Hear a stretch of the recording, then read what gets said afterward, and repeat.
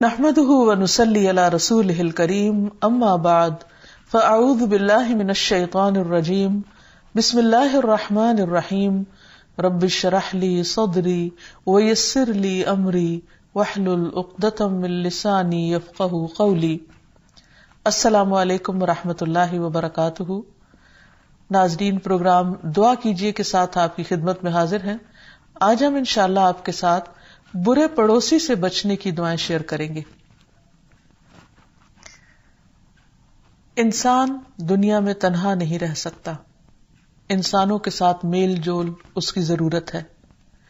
لیکن اگر انسان کو اپنی زندگی میں اپنے رشتہ داروں کے علاوہ اچھے دوستوں کا ساتھ مل جائے، اچھے پڑوسیوں کا ساتھ مل جائے، تو یہ اس کی خوش قسمتی کی علامت ہے. لیکن اگر انسان کی کمپنی بری ہو، اس کے دوست برے ہوں، اس کے پڑوسی برے ہوں، تو یہ اس کی بدبختی کی علامت ہے. قرآن مجید سے ہمیں پڑوسی کے ساتھ حسن سلوک کا بہت اہم پیغام ملتا ہے. سورۃ النساء میں اللہ تعالیٰ فرماتے ہیں، وَاعْبُدُوا اللَّهَ وَلَا تُشْرِكُوا بِهِ شَيْئًا وَبِالْوَالِدَيْنِ إِحْسَانًا وَبِذِي الْقُرْبَى وَالْيَتَامَى وَالْمَسَاكِينِ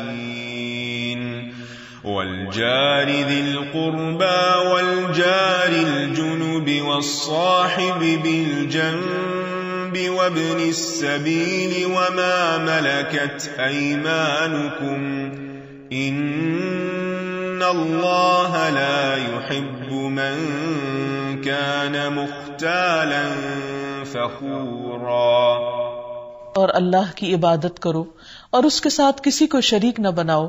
والدین سے اچھا سلوک کرو. نیز قریبی رشتہ داروں، یتیموں، مسکینوں، رشتہ دار ہمسائے، اجنبی ہمسائے، اپنے ہم نشین اور مسافر، ان سب سے اچھا سلوک کرو. نیز ان لونڈی غلاموں سے بھی جو تمہارے قبضے میں ہیں. یقیناً اللہ ایسے شخص سے محبت نہیں کرتا جو اکڑنے والا، فخر کرنے والا ہے.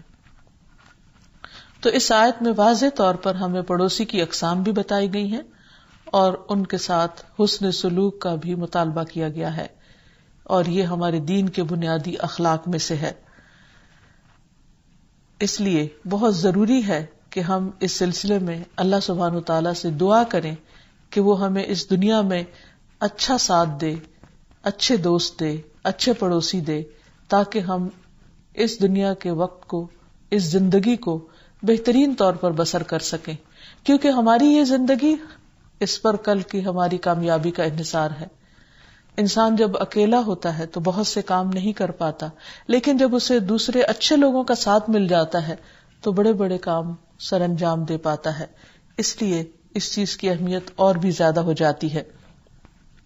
حدیث میں بھی آتا ہے، رسول اللہ صلی اللہ علیہ وسلم نے فرمایا، یہ بات انسان کی سعادت مندی کی علامت ہے کہ اسے نیک ہمسایہ، آرام دہ سواری اور کشادہ یعنی کھلا مکان میسر ہو.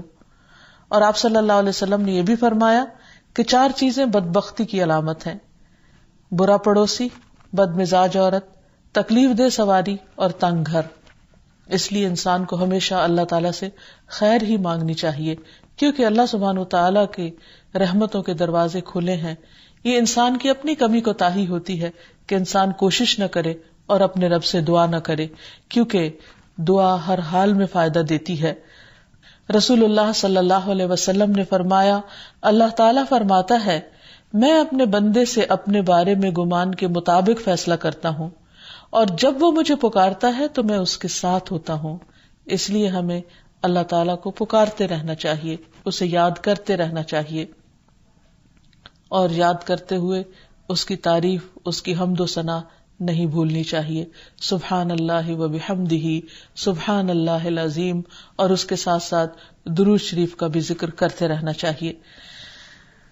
جہاں تک پڑوسی کا تعلق ہے تو انسان کے حق میں پڑوسی دنیا میں بھی اچھی گواہی دیتے ہیں اور آخرت میں بھی وہ انسان کے گواہ ہوں گے. اس لیے انسان کے اخلاق اور اس کے کردار اور اس کے ایمان کو اگر لوگوں کی نظر سے دیکھا جائے تو دوسرے عام لوگوں کے مقابلے میں جو اس کے قریب رہنے والے ہیں وہ اس کے بارے میں زیادہ بہتر رائے دے سکتے ہیں. عبداللہ بن مسعود سے روایت ہے کہ ایک آدمی نے رسول اللہ صلی اللہ علیہ وسلم سے پوچھا کہ مجھے کیسے معلوم ہوگا کہ میں نے نیکی کی یا برائی، یعنی میں اچھا ہوں یا برا. نبی صلی اللہ علیہ وسلم نے فرمایا جب تمہارے ہمسائے کہیں کہ تم نے اچھا کام کیا تو تم نے اچھا کام ہی کیا، یعنی ان کی گواہی لی جائے گی، اور جب تم سنو کہ وہ کہہ رہے ہیں کہ تم نے برا کام کیا تو تم نے برا کام ہی کیا. تو اس لیے انسان کو ہمسایوں کے ساتھ بہت اچھی طرح پیش آنا چاہیے، کیونکہ مرنے کے بعد انسان کے اپنے اعمال تو ختم ہو جاتے ہیں، لیکن بعد میں جو اس کے آثار بچتے ہیں ان میں سے اس کے دوست احباب اور پڑوسیوں کی وہ گواہیاں بھی ہیں جو اس کی زندگی کے اعمال سے متعلق اس کے بارے میں اس کے بعد میں دی جاتی ہیں، اور فرشتے ان کو لکھ لیتے ہیں، اور یہ چیزیں بھی انسان کے نامہ اعمال میں شامل کر دی جاتی ہیں.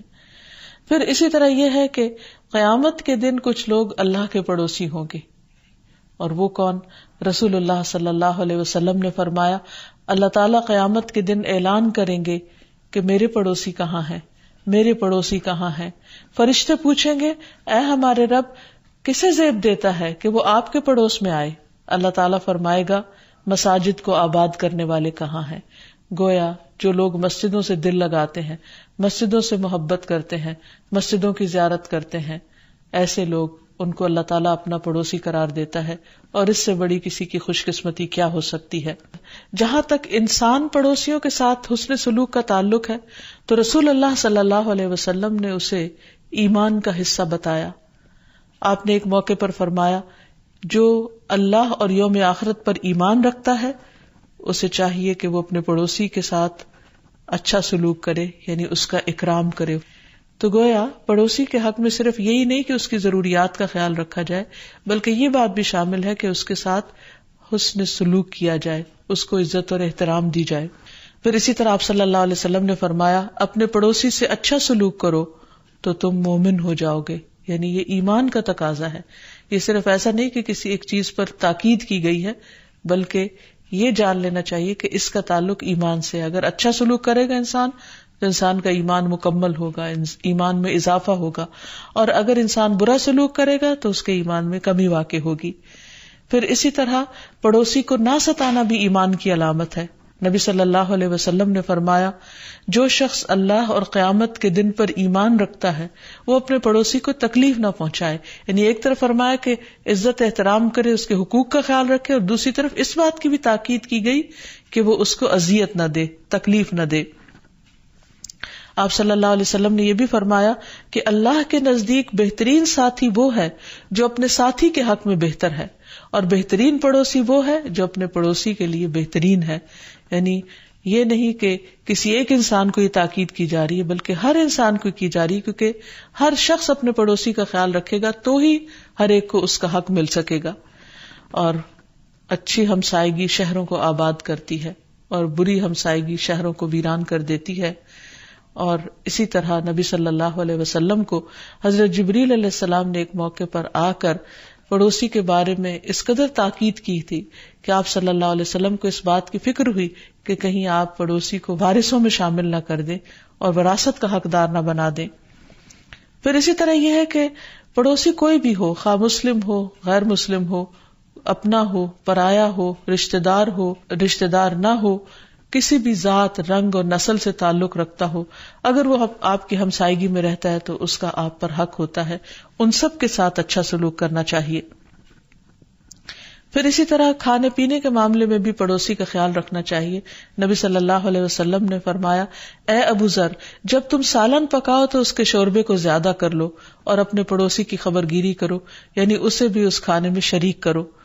رسول اللہ صلی اللہ علیہ وسلم نے خواتین کو بھی اس بات کی تلقین کی کہ وہ کچھ نہ کچھ اپنے ہمسایوں کو بھجواتی رہیں اور اس طرح وہ ان کا اکرام کریں. اور بھیجنے میں ضروری نہیں کہ قیمتی تحفے ہی بھجوائے جائیں، معمولی چیزیں بھی بھیجی جا سکتی ہیں. اور دوسری طرف ہمسایوں کو اس بات کی تاکید کی گئی کہ اگر کوئی معمولی تحفہ وصول ہو تو اس کو حقیر نہ سمجھا جائے. آپ صلی اللہ علیہ وسلم نے فرمایا اے ایمان والی عورتوں، تم میں سے کوئی عورت اپنی ہمسائی عورت کی تحقیر نہ کرے، چاہے وہ بکری کا جلا کر صاف کیا ہوا پایا ہی کیوں نہ ہو، یعنی ایک حقیر سی چیز ہی کیوں نہ ہو، اگر کوئی آپ کی طرف بھیجے تو آپ اس کی بھی قدردانی کریں.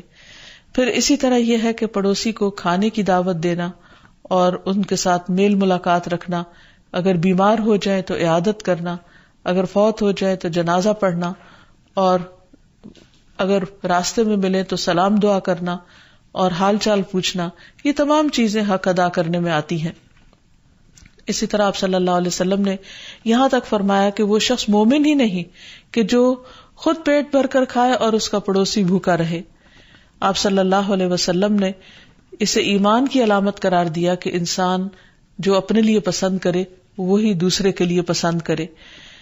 پھر اسی طرح یہ ہے کہ پڑوس کے معاملے میں جو جتنا زیادہ قریب ہوگا، جس کا دروازہ اپنے دروازے سے زیادہ قریب ہوگا، اس کا حق بھی زیادہ ہوگا، اگرچہ پڑوس کی 40 گھروں تک کی وسعت رکھی گئی کہ 40 گھر تک کے لوگ پڑوس میں شمار ہوتے ہیں جن کے حقوق زیادہ ہیں، لیکن جن کی زمین اور دیوار ساتھ ساتھ ملی ہوئی ہو ان کا حق زیادہ ہوتا ہے. عربی زبان میں پڑوسی کے لیے جار کا لفظ استعمال ہوتا ہے. جار کا مطلب ہے وہ جو پناہ دے. تو ایک پڑوسی کا دوسرے پر حق یہ ہے کہ وہ اسے مشکل وقت میں، تنگی میں، تکلیف میں اس کا ساتھ دے، اس کی مدد کرے. لیکن اگر کوئی اس کے برعکس غلط کام کرتا ہے یا اس کو اذیت دیتا ہے یا ایسے کام کرتا ہے کہ جس سے پڑوسی تکلیف میں مبتلا ہو جائے تو اس سے انسان کے ایمان کو بھی خطرہ ہے.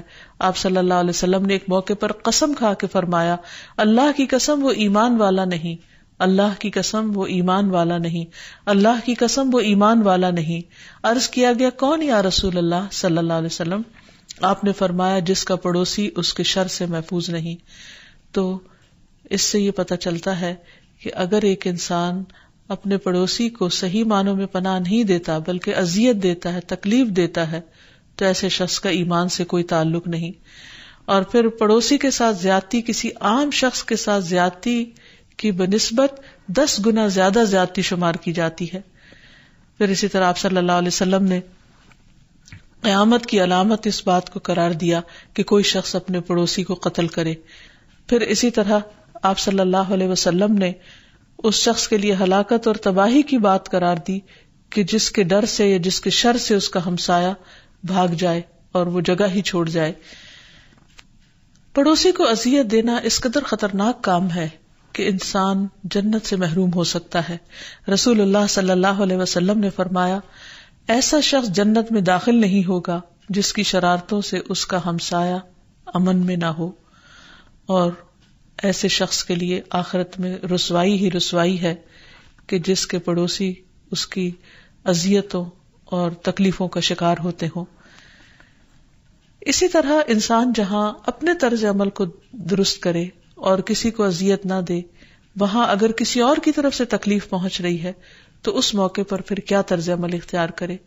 ایسے میں انسان نمبر 1 حسن سلوک کے ساتھ دوسرے کا دل جیتے اور اس کو سیدھی راہ پر لائے، برائی کے جواب میں بھلائی کرے، کیونکہ قرآن مجید میں یہ آتا ہے ادفع باللتی ہی احسن فاذا الذی بینک وبینہ عداوۃ کأنہ ولی حمیم، کہ برائی کو بھلائی سے دور کرو، یعنی کسی کے برے سلوک کے مقابلے میں اچھا سلوک کرو تو اس کا نتیجہ کیا ہوگا؟ فاذا الذی بینک وبینہ عداوۃ، کہ تمہارے اور اس کے درمیان اگر کوئی عداوت ہوگی، دشمنی ہوگی، تو وہ دشمنی دوستی میں بدل جائے گی. کأنہ ولی حمیم، گویا کہ وہ دلی گہرا دوست بن گیا. اس لیے جو لوگ اس طریقے پر عمل کریں وہ انشاءاللہ خیر پائیں گے، لیکن یہ ہر ایک کے بس کی بات نہیں. اسی لیے قرآن مجید میں آتا ہے وما یلقاها الا الذین صبروا، یہ بات نہیں ڈالی گئی مگر ان لوگوں میں جن کے اندر صبر ہے. وما یلقاها الا ذو حظ عظیم، اور یہ بات نہیں پائی جاتی، نہیں ڈالی گئی مگر ان کے اندر جن کا بہت بڑا حصہ ہے، بہت خوش قسمت لوگ ہیں. یعنی یہ انتہائی مشکل کام ہے کہ کوئی آپ کے ساتھ برا کرے اور پھر آپ جواب میں اس کے ساتھ اچھا کریں، لیکن ایسا کرنے والے بہت ہی خوش قسمت لوگ ہیں کیونکہ انہیں دنیا اور آخرت کی بھلائیاں نصیب ہوتی ہیں. تو برے پڑوسی کے شر سے بچنے کے لیے ایک طرف جہاں انسان کوشش کرے وہاں دوسری طرف دعا بھی کرے، کیونکہ نبی صلی اللہ علیہ وسلم نے فرمایا تعوذوا باللہ من جار السوء فی دار المقام، مقامی پڑوسی کے شر سے اللہ کی پناہ مانگا کرو، کیونکہ مسافر پڑوسی سے تو آدمی جس وقت جدا ہونا چاہے ہو سکتا ہے، لیکن جو رہائشی ہو اس سے جدائی مشکل ہے، اور چونکہ دن رات کا ساتھ ہوتا ہے اس لیے انسان کے لیے ایک مسلسل اذیت اور ایک بے چینی اور اضطراب کا باعث بن جاتا ہے یہ سب کچھ.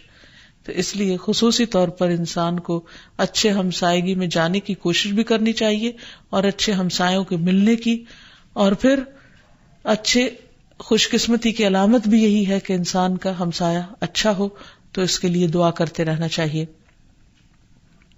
تو انسان کو دعا کے ساتھ ساتھ کوشش کرنی چاہیے کہ اسے اچھے پڑوسی کی رفاقت میسر آئے، اور پھر صرف دنیا کے لیے نہیں بلکہ آخرت کے لیے بھی.